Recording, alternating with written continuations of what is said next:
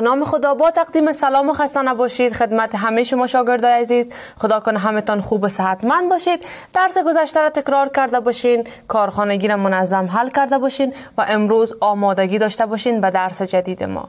آیا همگی آماده درس جدید هست؟ بله. بسیار عالی. شاگردای عزیز، امروز یک درس جدید از کتاب ریاضی صنف هفتم را با هم مطالعه میکنیم. درس ما درباره تقسیم اعداد تام هست که صفحه 87 و 88 کتاب ریاضی صنف هفتم هست. از شما خواهشمندم که کتابچه و قلم پیشتان بگیرین و نکات مهم درس را پیشتان یادداشت بگیرین.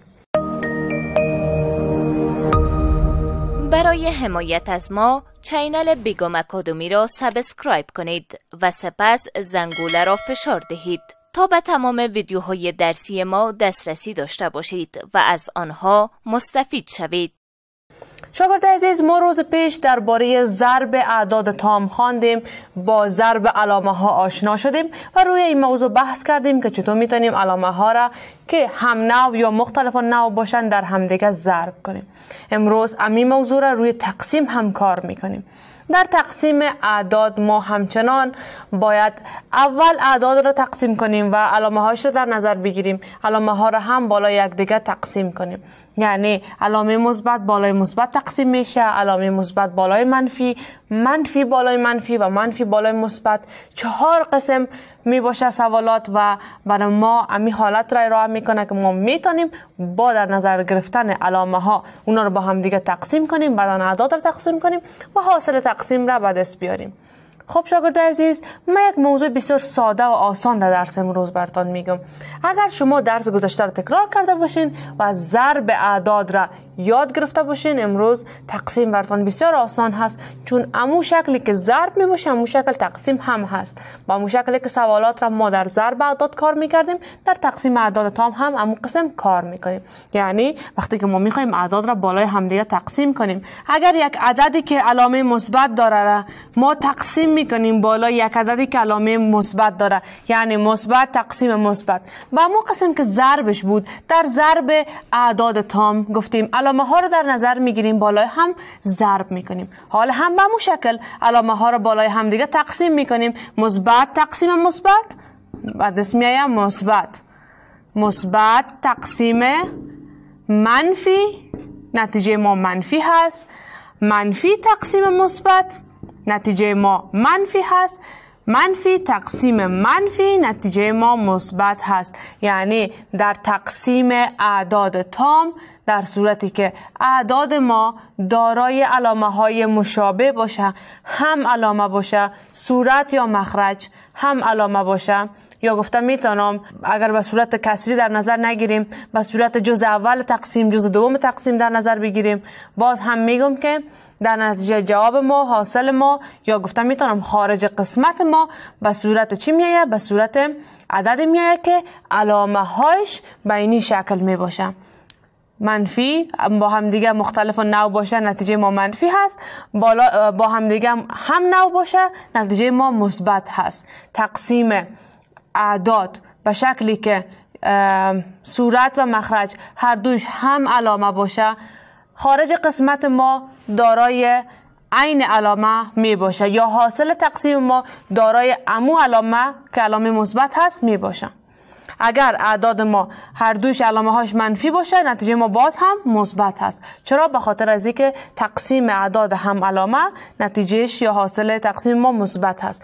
اما اگر اعداد ما علامه هاش مختلف العلامه باشه، در اون صورت جواب ما منفی هست. حالا باز فرق نمیکنه که صورت مثبت هست، مخرج منفی هست، و یا هم صورت منفی هست، مخرج مثبت هست، در نتیجه جواب ما که بعد اسمیه جواب ما هم منفی می باشه.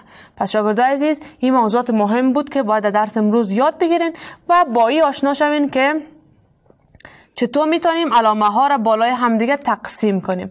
شما خوب باید داشته باشین که ضرب علامه ها و تقسیم علامه ها کاملا مشابه همدیگه هستن. حالا میایم از امی موضوع سوالاتش را کار میکنیم و در روی سوالات میبینیم که چه قسم میتونیم امی ضرب و تقسیم علامه ها را تطبیق کنیم. خب شاگرد عزیز، شما به این سوالات خوب دقت کنین. در این سوال 2 عدد در صورت، 2 عدد در مخرج در حالت ضرب هستن و باز هر دویشان در حالت تقسیم هستن. ما اول میایم صورت را با صورت، مخرج را با مخرج، اعدادش را ضرب میزنم، بعدا جوابی که به دست آمد را تقسیم هم میکنم. در این درس یعنی در این سوالات ما میتونیم هر دو بخش ضرب و تقسیم را تکرار کنیم. خب شاگرد عزیز، ما میایم صورت را با صورت، مخرج را با مخرج جداگانه ضرب میزنیم و بعد آن چیزی که به دست آمد را تقسیم یکدیگر میسازیم.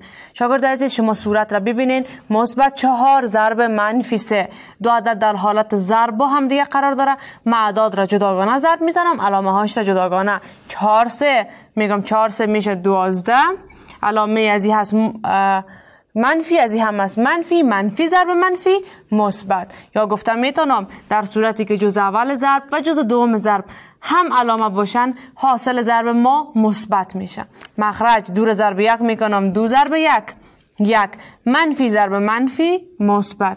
یعنی اگر هر دو جز ما هم علامه باشن، نتیجه ما چی هست؟ مثبت هست. حالا به دست آوردم مثبت 12 بر مثبت 2، اینا رو بالای همدیگه تقسیم میکنم. یا هم میتونم اختصار کنم، میگم 1 2 2 6 2 12. حاصل تقسیم ما عبارت از 6 هست. یا گفتم میتونم وقتی 12 رو بالای 2 تقسیم کردم، خارج قسمت ما 6 هست. حالا علامه 6 چی هست؟ علامه 6 تقسیم مثبت بالای مثبت هست. مثبت تقسیم مثبت، جواب ما میشه مثبت. ما بعدش میاریم مثبت 6 عبارت از خارج قسمت امی سوال ما هست. اگر بیایم مثال دوم را کار کنم، مثال دوم همچنان صورت را ضرب صورت، مخرج را ضرب مخرج، نتیجه هر کدام میشه یا حاصل ضرب صورت و مخرج را جداگانه تقسیم هم میسازم و میتونم جواب را به دست بیارم. خب شاگرد عزیز، 6 ضرب 5 میکنم، 6 5 30. مثبت ضرب منفی منفی. یا آسانتر گفتم میتونم در صورتی که جز اول ضرب و جز دوم ضرب دارای علامه های مختلف می باشه، ما میگیم مثبت و منفی مختلف هست، جواب ما هم علامش منفی میه. اگر علامه ها مختلف باشه، حاصل ما علامش منفی هست.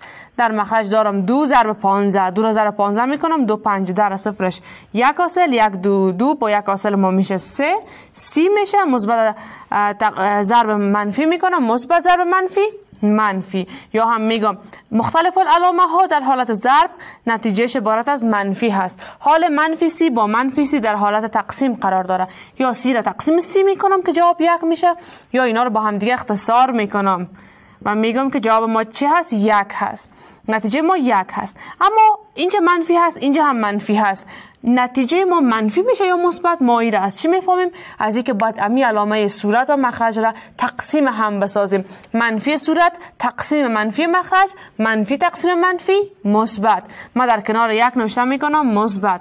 پس فهمیدیم که زمانی که علامه ها را بالای هم دیگه تقسیم میکنیم، علامه منفی صورت و منفی مخرج وقتی بالای هم تقسیم شود، جواب ما میشه مثبت. حالا میام سوال سوم را کار میکنم. 5 هست و 8 هست، 5 8 40. علامش چی است؟ علامه از این مثبت است، از این منفی است. مثبت ضرب منفی 10 ضرب 1 10. علامه از این منفی است، از این مثبت است. منفی ضرب مثبت منفی.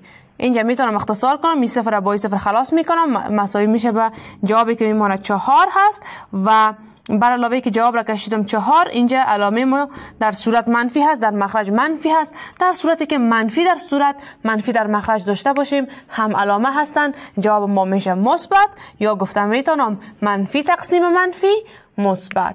پس هم علامه ها وقتی تقسیم هم میشن، حاصل ما مثبت هست. مختلف العلامه ها وقتی تقسیم هم میشن، اینجا هم علامه داشتیم مثبت بود، اینجا هم علامه مثبت، اینجا هم علامه مثبت. در صورتی که یک سوال داشته باشیم که کمی تفاوت داشته باشه، مثلا اینجا باشه مثبت، در اون صورت وقتی من منفی رو تقسیم مثبت میکنم یا مثبت رو تقسیم منفی میکنم، حاصل ما میشه منفی امو عددی که ما خارج قسمت به دست آوردیم. پس شاگردای عزیز، شما باید به تقسیم علامه ها خوب دقت کنین. هدف درس امروز ما همی هست که شما تقسیم علامه ها را یاد بگیرید و اعدادی که اینجا تقسیم و ضرب زده میشه اصلا موضوع بحث ما نیست، بسیار یک موضوع ساده و ابتدایی هست. شما ضرب و تقسیم را اصلا پایین یاد دارین، فقط در درس امروز باید تقسیم علامه های امو عدد را هم یاد بگیرین که در صورتی که صورت و مخرج هم علامه باشه، جواب ما مثبت هست در صورتی که صورت و مخرج مختلف العلامه باشه.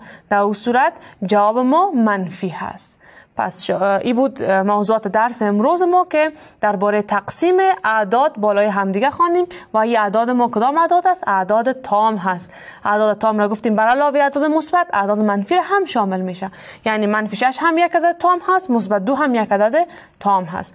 در صورتی که اینا در حالت تقسیم قرار بگیرن یا در حالت ضرب قرار بگیرن ما باید علامه ها را همچنان در نظر بگیریم. و موضوع مهم دیگه ای هست شاگرد عزیز که شما وقتی که بعد از این سوالات را حل میکنین کوشش کنین اول علامه ها را ضرب بزنین بعدن اعداد را، یا اول علامه ها را تقسیم کنین بعدن اعداد را. چرا؟ به خاطری که اگر شما اول اعداد را ضرب بزنین امکان داره علامه را فراموش کنین. ما در حل همه سوالات امروز و روز پیش به خاطر که شما خوب متوجه شوین و یادتان بانه اعداد را اول ضرب میزدم بعدن علامه ها را ضرب میزدم. اما شما کوشش کنین که سوال وقتی زیاد کار کردین و خوب آشنا شدین با این موضوع دیگه اعداد را اول ضرب نزنین، اول علامه ها را ضرب بزنین تا اینکه تو نشه که وقتی اعداد را ضرب زدین علامه را فراموش از پیشتان نشه. خب شاگرد عزیز این بود موضوعات درس امروز که با هم خواندیم و از شما میخوایم که درس در خانه تکرار کنین، ضرب و تقسیم را زیاد کار کنین تا اینکه خوب با این موضوع آشنا شین و دیگه هیچ مشکلی در این موضوع نداشته باشین. کارخانگی که بر شما میتونم حل تمرین صفحه 88 کتابتان هست، در کتابچه هایتان منظم حل میکنین. روز بعدی کارخانگی همتان را میبینم.